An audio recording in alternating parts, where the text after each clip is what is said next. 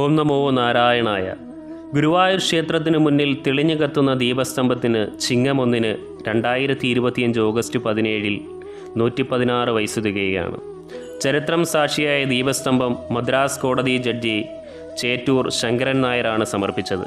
കോൺഗ്രസിൻ്റെ ദേശീയ പ്രസിഡന്റായ ഏക മലയാളിയായിരുന്നു സർ സി ചേറ്റൂർ ശങ്കരൻ നായർ. 27 അടി ഉയരത്തിലും 13 തട്ടുകളിലുമായി 327 തിരികൾ തെളിക്കാൻ പാകത്തിനാണ് ദീപസ്തംഭം സ്ഥാപിച്ചത്. അന്നത്തെ അതിൻ്റെ ആകെ ചിലവ് 2191 രൂപയായിരുന്നു. 1900 മുതൽ ക്ഷേത്രകാര്യസ്ഥാനയായിരുന്ന പെരുമുടിയൂർ മേലേപ്പുറത്ത് കോന്തിമേനോനാണ് ദീപസ്തംഭം സമർപ്പിക്കുന്നതിനായി വഴിയൊരുക്കിയത്. തൃപ്പണിത്തുറ പൂർണ്ണത്രയീശ ക്ഷേത്രത്തിലെ ദീപസ്തംഭം കണ്ടപ്പോൾ കോന്തിമേനോന് അതിലും മികച്ചതൊന്ന് ഗുരുവായൂരിൽ വേണമെന്ന ആഗ്രഹം തോന്നി.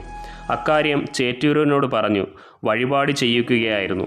സമർപ്പണ ദിനത്തിൽ പ്രശസ്ത കവികൾ ദീപസ്തംഭത്തെ വാഴ്ത്തി ശ്ലോകങ്ങൾ എഴുതി സമർപ്പിച്ചു. ഉള്ളൂർ, വള്ളത്തോൾ, കൊടുങ്ങല്ലൂർ കുഞ്ഞിക്കുട്ടൻ തമ്പുരാൻ, കൊട്ടാരത്തിൽ ശങ്കുണ്ണി, കേരളവർമ്മ വലിയകോയി തമ്പുരാൻ, AR രാജരാജവർമ്മ, KC കേശവപിള്ള, ഒടുവിൽ കുഞ്ഞികൃഷ്ണമേനോൻ എന്നിവരെല്ലാം ശ്ലോകങ്ങൾ രചിച്ചവരാണ്. പുന്നശ്ശേരിയിൽ നീലകണ്ഠ ശർമ്മ 101 ശ്ലോകങ്ങൾ എഴുതി.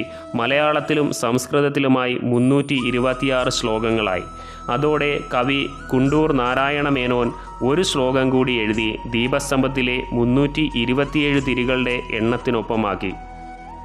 ഈ ശ്ലോകങ്ങൾ പുസ്തകങ്ങളായി പ്രസിദ്ധീകരിച്ചു. ക്ഷേത്രത്തിൽ 5 ദീപസ്തംഭങ്ങളായിരുന്നു ഉണ്ടായിരുന്നത്. കിഴക്കും പടിഞ്ഞാറും നടകളിൽ ഓരോന്ന്, കിഴക്കേ ശീവേലിപ്പുരയിൽ 3 എണ്ണവും. ഇതിലൊരെണ്ണം 1863 തിരുവിതാംകൂറിൽ നിന്നും ഒരാൾ സ്ഥാപിച്ചതായിരുന്നു. വടക്കുഭാഗത്ത് മറ്റൊന്ന് ചരിത്രപ്രധാനമായിരുന്ന ബ്രിട്ടീഷ് ഈസ്റ്റ് ഇന്ത്യ കമ്പനി ഉദ്യോഗസ്ഥനായിരുന്ന കൽപ്പള്ളി കരുണാകരമേനോൻ വഴിപാട് ചെയ്തതാണിത്.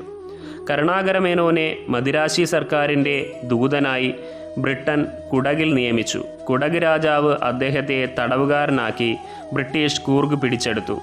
കരുണാകരമേനോനെ മോചിപ്പിച്ചു. ഇതിന് പ്രത്യുപകാരമായി ആയിരുന്നു ആ ദീപസ്തംഭം.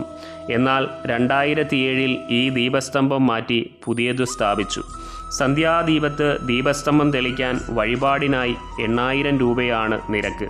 ഒട്ടുമിക്ക ദിവസങ്ങളിലും ദീപാരാധന സമയത്ത് ദീപസ്തംഭം പ്രഭ ചൊരിയും.